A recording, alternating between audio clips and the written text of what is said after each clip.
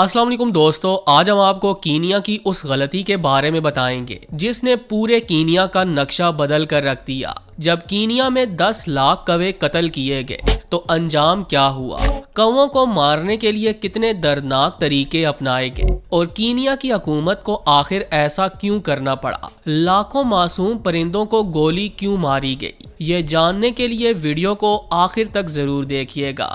तो आइए चलकर कीनिया में होने वाले इस कत्ले आम की कहानी जान लेते हैं।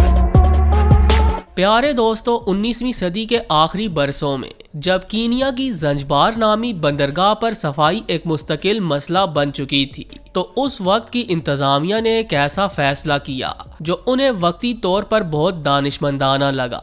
घरेलू कौवे जानबूझकर यहाँ लाए गए ताकि वो बंदरगाहों, बाजारों और साहिली इलाकों में फैला हुआ कचरा खाकर माहौल को साफ रख सकें। शुरू में ये मंसूबा कामयाब दिखाई दिया। कौवे वाकई हर तरह का फुजला खाते थे, गंदगी कम होने लगी और इंसानी आबादी को सुख का सांस मिला।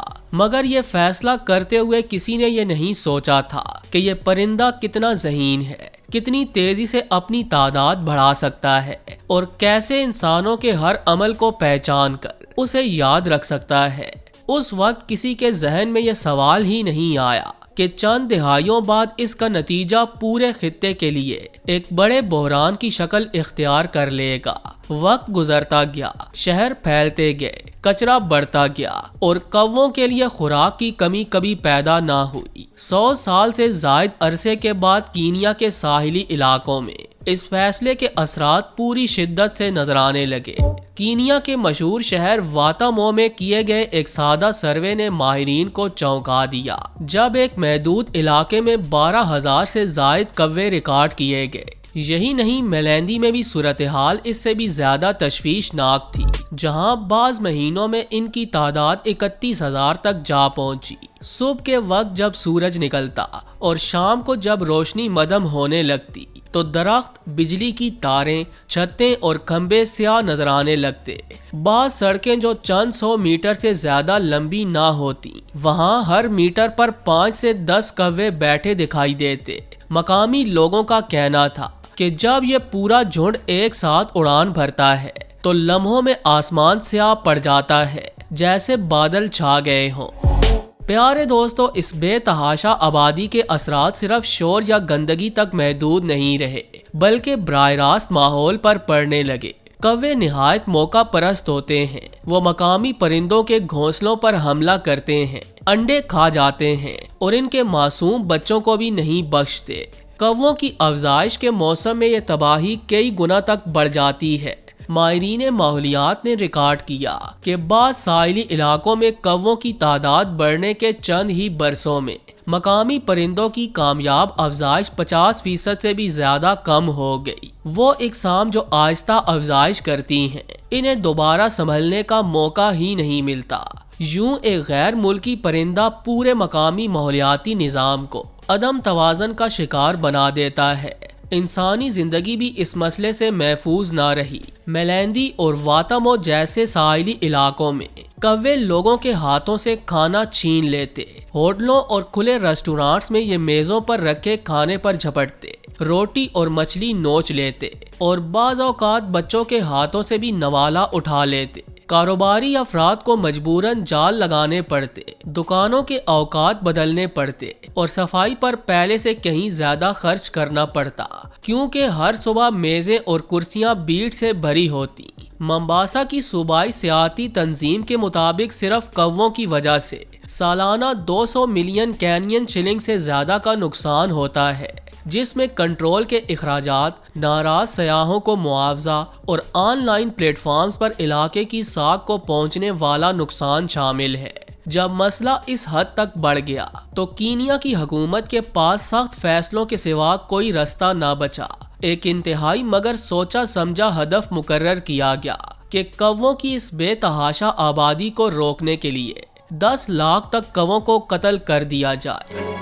प्यारे दोस्तों, यह फैसला कागज पर जितना आसान लगता था, अमली तौर पर इतना ही पेचीदा था। حکومت نے وہ تمام طریقے آزما لیے جو دنیا کے دوسرے ممالک نے حملہ آور پرندوں سے نمٹنے کے لیے استعمال کیے تھے۔ زوردار آوازیں، پٹاخے، الٹرا سونک سپیکرز، کیمیائی ریپیلنٹس اور یہاں تک کہ لوگوں کو مستقل طور پر کوے بھگانے کے لیے تعینات کیا گیا، مگر نتیجہ ہمیشہ ایک جیسا رہا۔ یہ طریقے مہنگے تھے، شور مچاتے تھے اور چند دن یا ہفتوں بعد بے اثر ہو جاتے تھے۔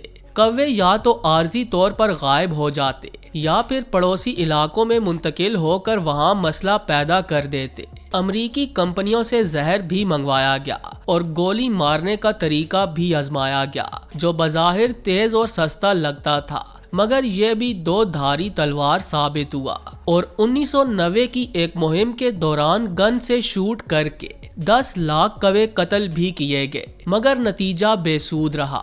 ان کی آبادی میں پھر سے اضافہ ہو گیا۔ پھر 1995 میں ایک ایسا واقعہ پیش آیا جس نے ماہرین کو ایک نئے زاویے سے سوچنے پر مجبور کر دیا۔ ایک دور افتادہ پہاڑی علاقے میں ایک جنگلاتی محافظ کووں کے ایک بھاری فولادی پنجرے کا معائنہ کرنے کے لیے گیا۔ اس پنجرے میں 7 بالغ کوے قید تھے جو شور مچا رہے تھے۔ محافظ ایک ہنگامی کام کے باعث 40 منٹ کے لیے وہاں سے چلا گیا۔ جب وہ واپس آیا تو وہاں مکمل خاموشی تھی۔ پنجرہ اپنی جگہ موجود تھا، مگر اندر صرف پروں کا ڈھیر اور 7 جوڑے ٹانگیں پڑی ہوئی تھی، اور پنجرے میں ایک مارشل عقاب بھی موجود تھا جس نے ان تمام کووں کو شکار کر لیا تھا۔ اس واقعے کے بعد یہ خیال پیدا ہوا کہ کیا کووں کو کنٹرول کرنے کے لیے قدرتی شکاریوں کا استعمال کیا جا سکتا ہے۔ مارشل عقاب افریقہ کے طاقتور ترین شکاری پرندوں میں سے ایک ہے۔ اس کی بینائی بے مثال ہوتی ہے، رفتار انتہائی تیز اور پنجے نہایت مضبوط ہوتے ہیں۔